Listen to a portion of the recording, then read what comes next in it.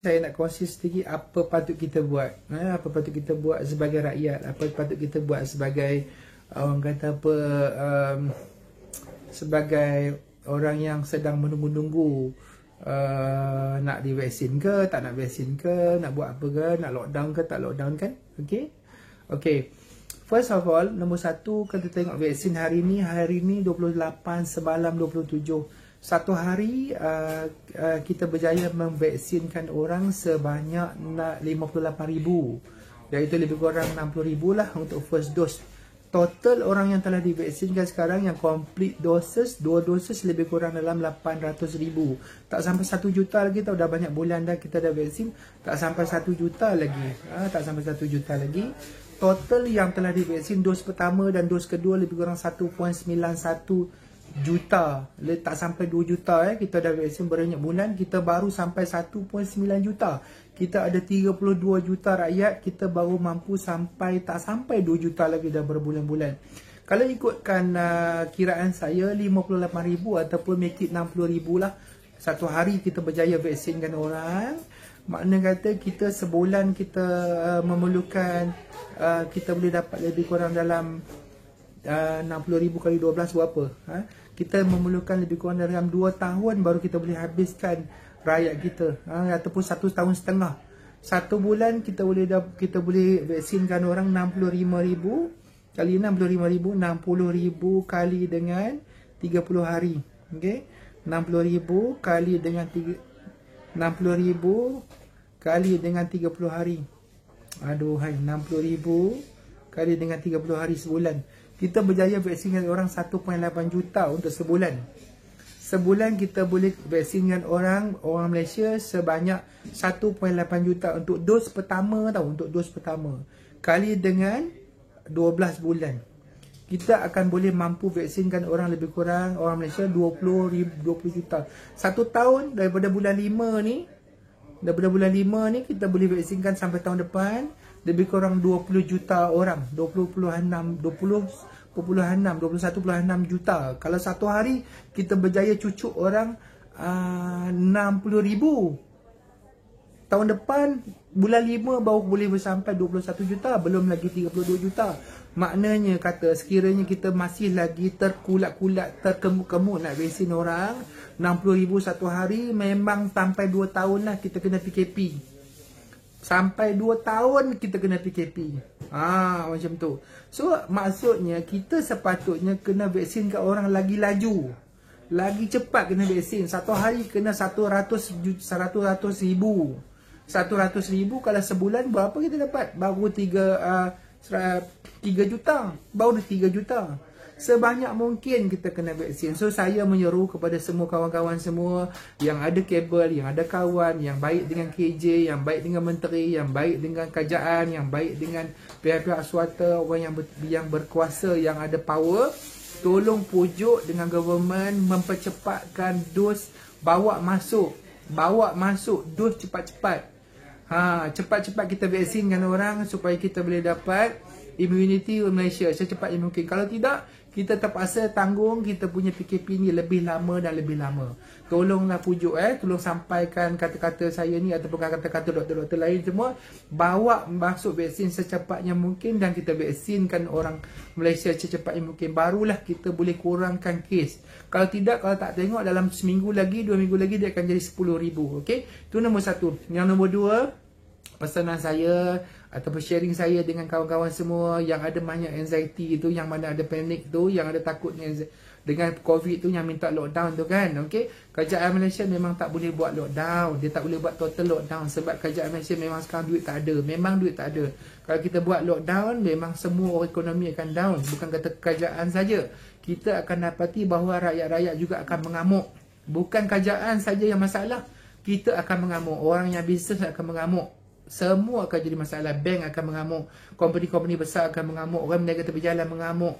Semua akan menghadapi masalah, pendapatan dan ekonomi akan terefek. Tak boleh mendapat sumber pendapatan dan makan minum akan terganggu. So now, nasihat saya yang kedua adalah, kalau kerajaan tak boleh lockdownkan Malaysia ini, kita tolong lockdownkan setiap individu kita. Kita tolong lockdownkan family kita. Siapa yang boleh pergi kerja adalah seorang saja, ataupun kalau family dia mak dengan ayah pergi kerja, 2 orang saja ya.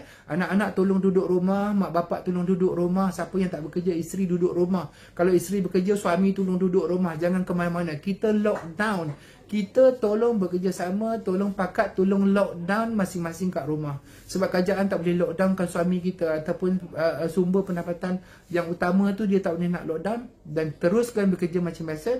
Cuma pergi bekerja, pakai mask, ikut SOP macam biasa. Dan setiap orang, mulai hari ni yang ketiga saya nak pesan, setiap orang kat rumah tolong beli Listerine atau betadine, okay? Tolong kumur. Setiap orang tolong kumur kat rumah. Kumur anak-beranak, cucu cicit. Bekerja di tempat kerja pun sama juga. Di mana saja anda berada, tolong sediakan Listerine, betadine, beli banyak-banyak. Boleh share ramai-ramai. Kumur kumur, sebab kuman tu berada di udara dah sekarang. Itu adalah salah satu cara kita macam mana nak mematikan kuman itu sebelum dia pergi lebih jauh. Itu adalah salah satu cara kita lah. Kita boleh cuba orang kata apa, tolong usaha untuk mematikan kuman itu, supaya walaupun kuman tu dah masuk di badan kita, walaupun kita dah positif, walaupun kita mendapat positif COVID, tapi sekurang-kurangnya tidak mendapat komplikasi yang teruk. Itu kita boleh usaha-usaha. Usahakan majikan, sediakan, belikan Listerine atau betadine ataupun apa company yang kita nak, kita boleh letakkan tempat kerja. Semua orang tempat kerja kena buat, kat rumah pun kena buat ya. Kita kumur selalu, dan kita boleh matikan. Kalau kita tak boleh matikan 100%, sekurangnya kita boleh kurangkan kerukan 50%, 60% pada cukup bagus daripada kita tak buat apa-apa langsung. Itu yang ketiga. Yang keempatnya adalah okay, di tempat-tempat kerja anda, sekiranya anda dah ada kes positif di kampung, di masjid, di jabatan, di kilang, di company mana-mana pun yang kawasan tertutup, kalau dah ada kes positif ataupun tak ada kes positif pun tak, kita buat fogging, dapatkan ubat yang betul, kita fogging kat di tempat kerja masing-masing. Sebab di tempat kerja masing-masing itu adalah kuman yang berkumpul, dia ikut udara dah sekarang. Dia bukan ikut, walaupun jarak anda 1 meter, anda jarak 2 meter, anda masih tak selamat lagi. Anda pakai mask 1 lapis memang tak selamat, 2 lapis pun tak garanti lagi, okey. So yang keempat, kita fogging di tempat-tempat ataupun di tempat kluster yang sekampung, ketua kampung, ketua jabatan, masjid, kat mana, kat sekolah yang ada, kat mana-mana kita fogging. Buat sendiri, collect duit dan buat sendiri. Jangan bergantung kepada government dah sekarang, okey. Itu yang keempat. Yang kelimanya adalah anda boleh ambil vitamin C dan juga vitamin D, makan dan juga minum air yang cukup, dan rehat yang cukup kat rumah, boleh menambah untuk meningkatkan imuniti kita, supaya sekurang-kurangnya kita tidak, kalau kena pun tak teruk, okey. Alright, itu nombor 5. Okey, yang nombor 6, orang-orang yang ada anxiety itu, yang takut tu, jangan dengar kabar-kabar angin, jangan dengar benda-benda yang tak pasti, jangan bacanya, jangan panik. Sebab kalau panik, anda tidak dapat membantu apa-apa pun. Sebenarnya kita kena steady dan kena relax, okey, kena jangan panik. Sebab kalau panik, anda tak boleh fikir, anda akan stuck, anda akan jadi lagi masalah. Anda tak kena COVID tapi anda kena anxiety attack. Anda tak kena COVID tapi anda dapat masalah panik dan juga anxiety, dan juga tak boleh perform, menangis, dan juga depression dan sebagainya, okey. So, walau bagaimanapun, we have to be steady. Kita ketua, kita ibu, kita bapa, kita suami, kita ketua masyarakat, kita kena steady. Kita mak, kita ayah, kita kena steady. Jangan panik. Apa-apa pun jangan panik. Sama ada kita dah kena ke, kita belum kena ke, kita macam mana pun jangan panik. Sebab panik tidak membantu kita untuk menjadi lebih baik, dan juga tidak membantu kita untuk melawan COVID. Okay, jangan panik, calm down. Kita kuat semangat, dan of course kita kena sama-sama berdoa supaya kita sama-sama kembali seperti mana dulu, insya-Allah. Tuhan mempercepatkan kita kembali kepada keadaan yang dulu, insya-Allah, okey. Dan saya menyuruhlah sangat-sangat pihak kerajaan. Saya menyuruh pihak kerajaan, kalau boleh, siapa-siapa yang dengar seruan saya ini, yang ada kawan, yang ada kabel, yang ada tak kisahlah kabel ke apa benda ke kan. Saya tak ada kenal, saya tak kenal menteri, siapa tak kenal lah. Tolonglah beritahu kat dia, kalau boleh bagilah peluang kepada ketua jabatan jabatan-jabatan besar, kilang-kilang besar, TMB, Telekom, bank-bank, company-company besar, siapa-siapa yang ada duit, toke-toke, sultan-sultan, raja-raja kan, siapa-siapa orang kaya, Abid Liu, siapa-siapa yang ada duit tu, belilah vaksin tu cepat-cepat, dan kita tolonglah vaksinkan orang Malaysia ni cepat-cepat. Saya tak nak soal, saya tak nak sebut pasal anti vaksin, malas nak sebut lah, tak apa, biarkan dia orang last sekali pun tak apa, okey.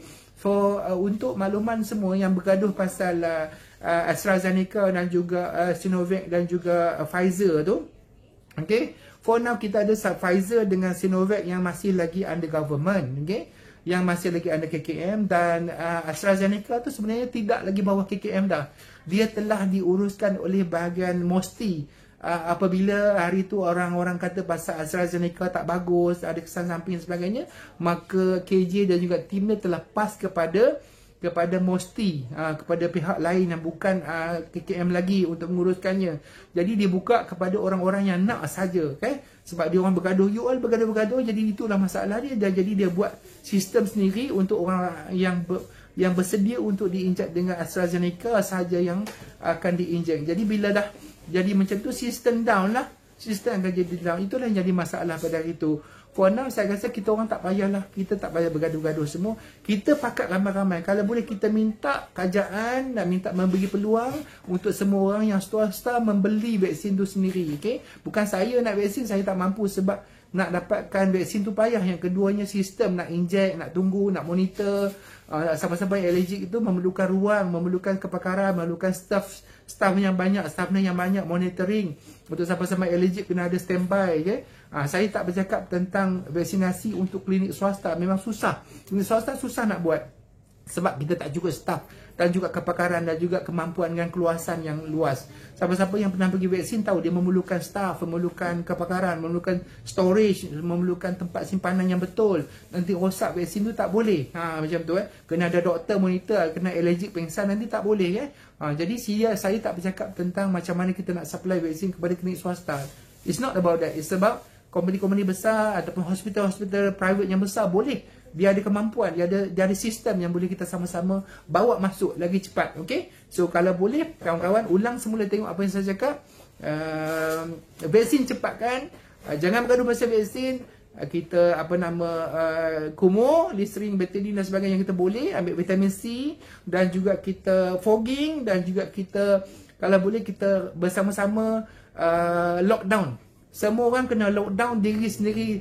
Kita tak boleh paksa government untuk lockdown. Kita sama-sama pakat lockdown family kita. Siapa yang boleh keluar? Orang ketua saja. Ketua saja keluar, okay? Ketua saja. Ketua jangan merayap pergi rumah lain. Ketua pergi kerja, balik dan juga mandi dan juga pastikan rumah kita sentiasa ventilation kena bagus. Ventilation kena bagus, okay? Alright, itu saja saya Dr. Man. Saya boleh panjang-panjang. Saya pun kena balik cepat. Saya nak kena mandi. Saya pun takut kena COVID juga. Okay?